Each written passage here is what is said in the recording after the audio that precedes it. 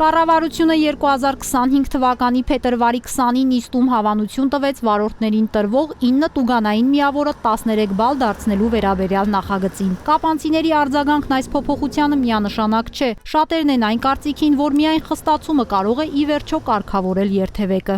Ինչքան խիստ է, քան լավ։ Ինչու ասենք վարորդը պիտի սպասի, որ օրենքը խստանա։ Որտեվ մեծամասնությունը քշերը չգիտե, թե փողով են արել, թե ինչ են արել, երթևեկությունը չգիտեն։ Մի վարորդեր ես եմ, իմ ճանապարհը իմն է, ես պիտի գնամ, բայց ինձ կայնեցնում են ինքն է գնում։ Էլ վախից ես կայնում եմ, ճանապարհը իմն է, չգիտի, դա մալ տենց է։ Ամենաճիշտը խստացումն է։ Լիբոյ բաներ խստացումը ճիշտ է։ Տանը որ խստացում չեն հիմա տկոլոր են ման գալիս։ Ես համաձայն եմ, որ վարորդները չօգտագործեն ծխախոտ, չօգտագործեն հեռախոս, իրանց ուշադրություն լինի մեքենայի վրա, որ վթարներ չլինի։ Իսկ անցողներն էլ իրանց ճիշտ տեղով որ ասեն ամեն ինչ նորմալ կլինի։ Իմ կարծիքը դա է։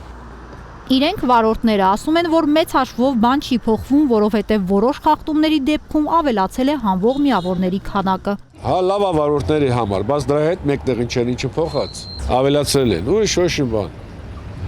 Դե երեք մարդիկ որ բացառեն այդ կոնկրետ խախտումները արել։ Գուցե։ Օրինակ ձեզանից բալ հանվել, այս։ Չէ։ Ես ոչ մի անգամ ոչ մի խախտում չունեմ։ Նախագծի համահեղինակ սյունեցի падգամավոր Արմեն Խաչատրյանը մեզ հետ հեռախոսազրույցում պնդեց. իրենք կողմ չեն տուգանքի կամ պատժի մեթոդին, իսկ տուգանային միավորներ ավելի շատ դուրս կգան միայն երթևեկության մասնակիցների կյանքին վտանգ սպառնացող կամ միտումնավոր արված խախտումների դեպքում։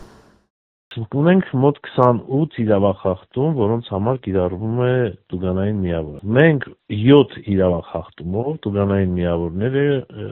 բարձրացրել ենք։ Դրանք այն իրավախախտումներն են, որոնք հիմնականում թույլ են տրվում դիտավորությամբ, որոնք առաջացնում են ճանապարհատրանսպորտային պատահարների ռեալ վտանգ, ռիսկեր եւ օբյեկտիվ հիմնականում օբյեկտիվ իրավիճակով պայմանավորված չեն։ Այդ խախտումներն են, օրինակ, հանդիպակաց գոտի դուրս գալը, 1 բալ ավելացվել է, ոչ թարթ վիճակում տրանսպորտային միջոցը վարելը։ Падգամավորի խոսքով նախագիծը վարորդների հետ անմիջական շփումների եւ նրանցից լսած բողոքների ու առաջարկների արդյունքում արված բարեփոխում է։ Սա հիմնականում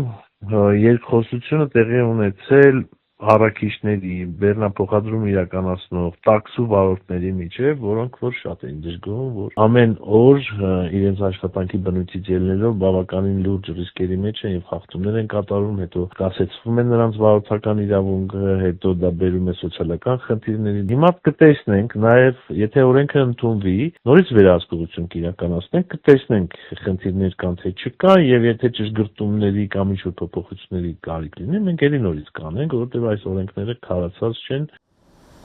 Կապանցի վարորդների մի մասը մարդուն վարորդական իրավունքից չզրկելուն կողմ է։ Ասում է շատերի համար մեքենա վարելը տուն պահելու միակ տարբերակն է։ Մյուսներն էլ անվերապահ կարգապահության կողմնակից են։ Որ ավելացնեն, լավ է։ Նույնը մնա ինչ անի։ Մարդկա այսօր իր սեփական ավտոյով հացի փող աշխատում։ Ես ինքս կարգապահ եմ եւ կցանկանայի, որ բոլորը հարգեին մեկը մյուսին։